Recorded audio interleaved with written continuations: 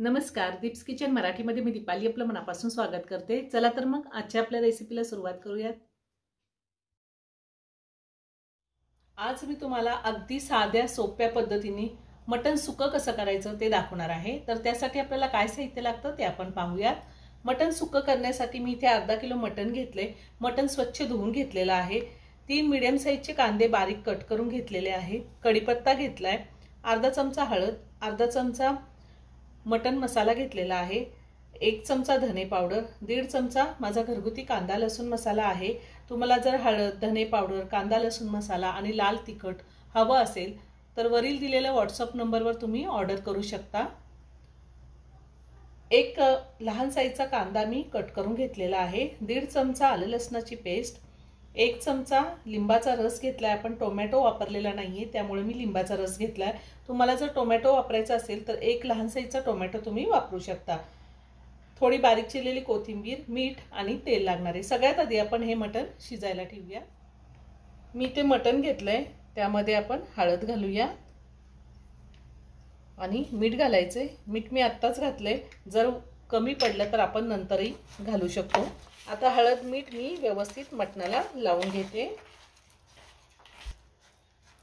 हळद मीठ मी मटणाला लावून घेतलेलं आहे। आता आपण हे मटण शिजायला ठेवूया। मी गॅसवरती कुकर ठेवलाय, त्यामध्ये 1 मोठा चमचा तेल घातले। मी मटण कुकरमध्ये शिजून घेणार आहे, तुम्ही वरती पातेल्यामध्ये पण शिजून घेऊ शकता। तेल गरम झाले, त्यामध्ये मी कांदा घालते।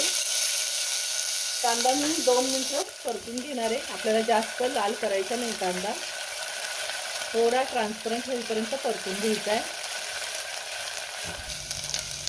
कांदा मी 2 मिनिटं परतून घेतलेला आहे।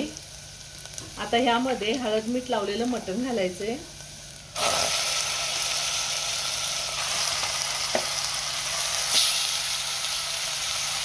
आणि मटण चांगलं 5 मिनिटं आपल्याला तेलावरती परतून घ्यायचे।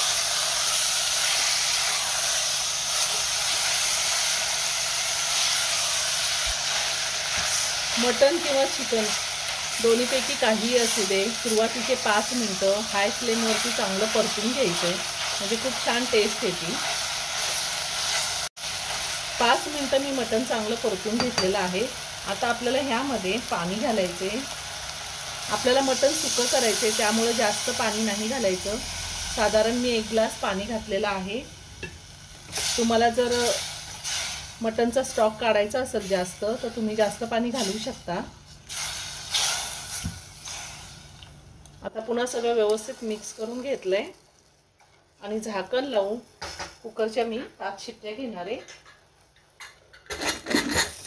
गॅसची फ्लेम मी मीडियमवर ठेवलेली आहे।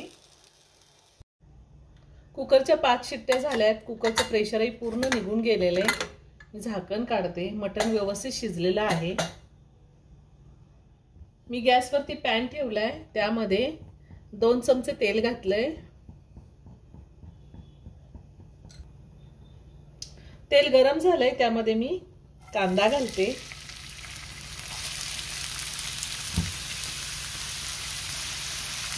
कांदा आपल्याला व्यवस्थित परतून घ्यायचा आहे। गॅसची फ्लेम मी मीडियमवर ठेवलेली आहे। कांदा मी परतून घेतलाय, कांद्याचा रंग थोडा चेंज झालाय।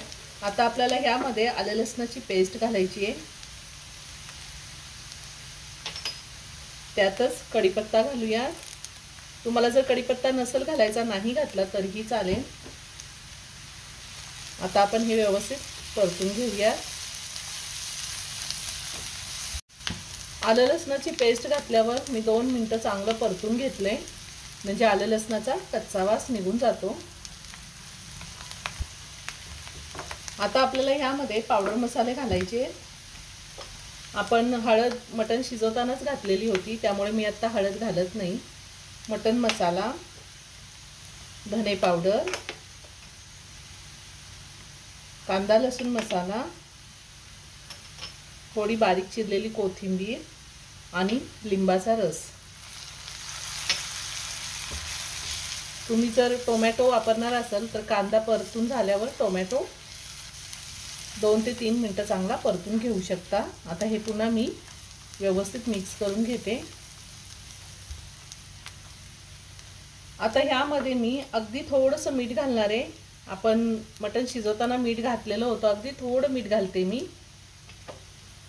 पुन्हा सगळं व्यवस्थित मिक्स करून घेते आणि ह्यामध्ये शिजवलेलं मटण घालायचंय। मटणाला आपण थोडा स्टॉक ठेवलेला आहे, तोही मी घातलाय आणि हे सगळं व्यवस्थित मिक्स करून घेऊया। अगदी साध्या सोप्या पद्धतीने हे मटण सुक्क होतं, पण खायला एक नंबर लागतं। तुम्ही ह्याच पद्धतीने चिकन सुक्क सुद्धा करू शकता। आता साधारण 5 मिनिटं कांद्यासोबत मी हे मटण चांगलं शिजवून घेणार आहे। गॅसची फ्लेम मी मीडियमवर ठेवलेली आहे। आपल्याला हे पूर्णपणे ड्राय करून घ्यायचंय। 5 मिनिटं झालेली आहे आणि मटण चांगलं ड्राय झाले। मटण तयार करून झालेलं आहे। आता मी गॅस बंद करते,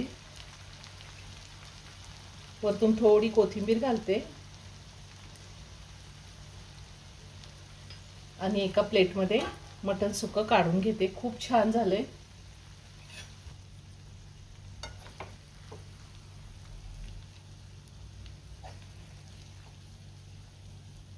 अगदी साध्या सोप्या पद्धतीने मटण सुक्क तयार करून झालेलं आहे। हे मटण सुक्क कुणीही सहज करू शकेल एवढी सोपी रेसिपी आहे आणि चवीला तर एक नंबर लागतं।